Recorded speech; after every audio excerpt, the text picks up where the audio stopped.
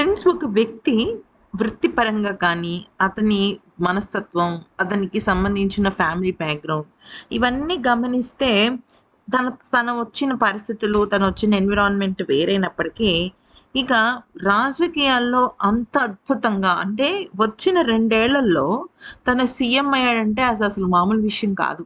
ముఖ్యంగా విజయ్ దళపతి కన్నా ముందు అక్కడ తలపండిన గొప్ప గొప్ప పొలిటీషియన్స్ ఉన్నారు. వాళ్ళకి ఆ సీఎం కుర్చీలోకి రావాలి అంటే కొన్ని సంవత్సరాలు, దశాబ్దాలు పట్టింది.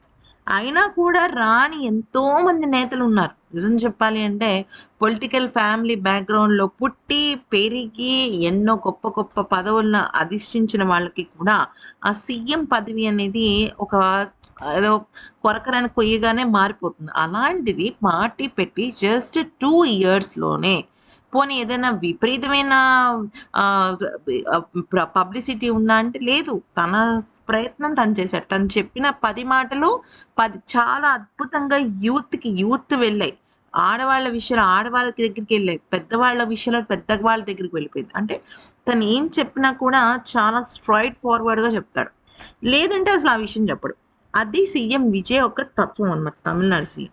అయితే ఇక సీఎం విజయ్ విషయంలో ఏదైనా ఒక విషయాన్ని ఎత్తి చూపాలి, లేదా ఒక తప్పుని చూపించాలి అంటే అది ఖచ్చితంగా తన ఫ్యామిలీకి సంబంధించిన మ్యాటర్స్.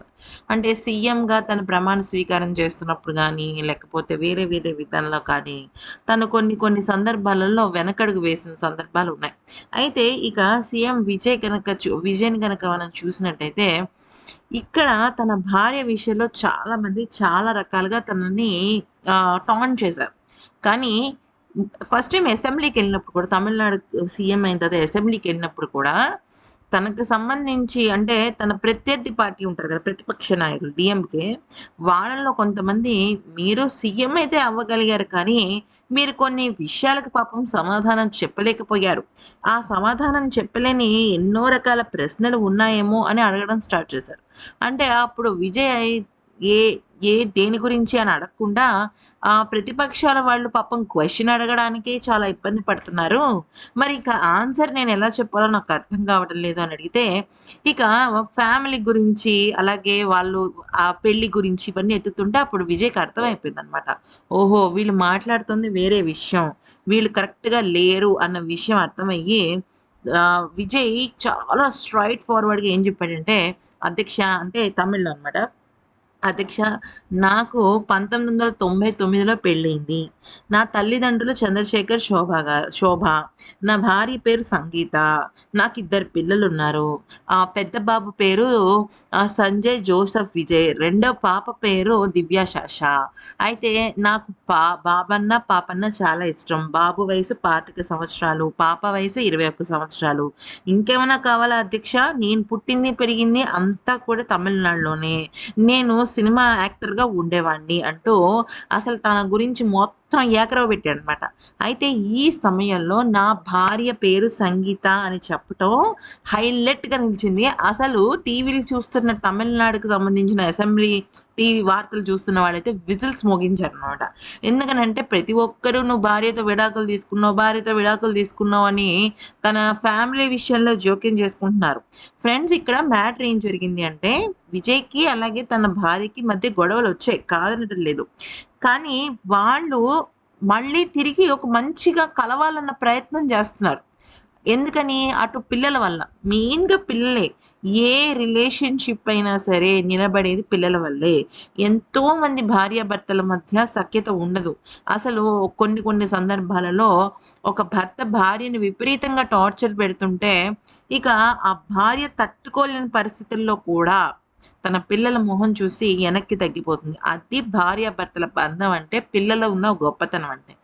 గొప్ప గొప్ప వాళ్ళు కూడా పిల్లలకి పెళ్ళిళ్ళు చేయాలి. సొసైటీలో పిల్లలనేది వాళ్ళు అనాథలు కాకూడదు. వాళ్ళకొక ఐడెంటిటీ ఉండాలనుకుని తీసుకున్న నిర్ణయాలు చాలానే ఉన్నాయి. అయితే విజయ్ కూడా ఎన్నో సందర్భాలలో తను పాపం చాలా బాధపడ్డాడు. కానీ తను చేసిన పనేంటి అంటే, లేదు నా పిల్లలకి నేను, మా మిసెస్ కలిసి ఉండాలి అన్న కాన్సెప్ట్ నచ్చింది. ఇప్పుడు ఎవరైనా సరే ఒక స్టేజ్ వచ్చిన తర్వాత పిల్లల నిర్ణయాలకి గౌరవం ఇస్తారు.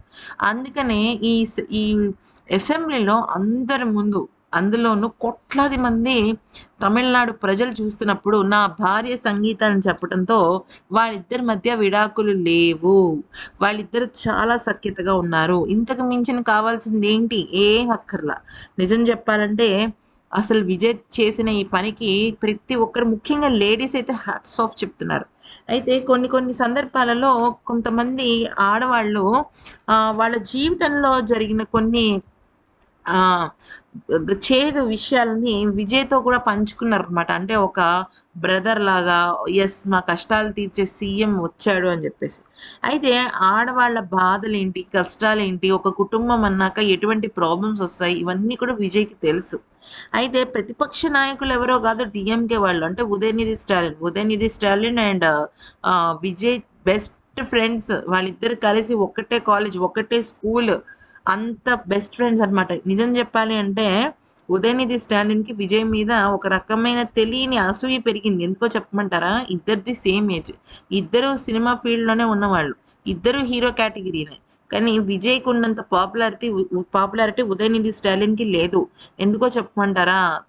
Vijay is very, very, very talented person అన్నమాట. తను తీసుకున్న ఆహ్, ఎంచుకున్న కథలు, చేసే యాక్షన్, పెర్ఫార్మ్ చేసే డాన్స్ వావ్! అన్నట్టుగానే ఉంటాయన్నమాట.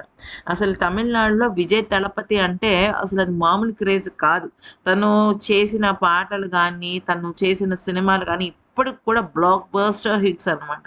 అంత అద్భుతమైన యాక్టర్. కానీ 'ఉదయనిధి స్టాలిన్‌కి' అంత ఇది రాలా. ఎందుకంటే తనకి ఎక్స్‌ప్రెషన్స్ రావు. యాక్షన్ అంత గొప్పగా రాదు. కానీ విజయ్ అన్నిట్లోనూ ముందడుగు వేస్తూ వచ్చాడు. అయితే 'ఉదయనిధి స్టాలిన్' ఎప్పటినుంచో వాళ్ళ కుటుంబం డీఎంకే కుటుంబం కదా! ఎప్పటినుంచో పాలిటిక్స్‌లో ఉంది. కానీ తన సీఎం అవ్వలేకపోయాడు. ఎందుకనంటే ప్రజల మనసు తెలియాలి. ప్రజల కష్టాలను తీర్చే విధానం తెలియాలి. అసలు ఇప్పుడు లేటెస్ట్‌గా ఏ రకంగా మనుషులు ముందుకు వెళ్తున్నారు? ప్రభుత్వం ఎలా ముందుకు వెళ్తుంది? టెక్నాలజీని మనం ఎలా వాడుకొని అభివృద్ధి చెందాలి? ఏ కేటగిరీ వాళ్ళకి కష్టాలు ఎక్కువున్నాయి? ఇప్పుడు మీరు చూడండి అన్‌ఎంప్లాయ్‌మెంట్ ఎక్కువైపోయింది కదా! అన్‌ఎంప్లాయ్‌మెంట్ ఎక్కువైపోతే ఏం జరుగుతుంది? నిధులు రావు. ఈఎంఐలు ఆగిపోతాయి. అసలు మొత్తం వ్యవస్థే ఆగిపోతుంది. ఇంక మరొక వైపు బెంగాల్ గూడా అదే పరిస్థితి కదా! ఇప్పుడు బెంగాల్‌లో ఏమైంది?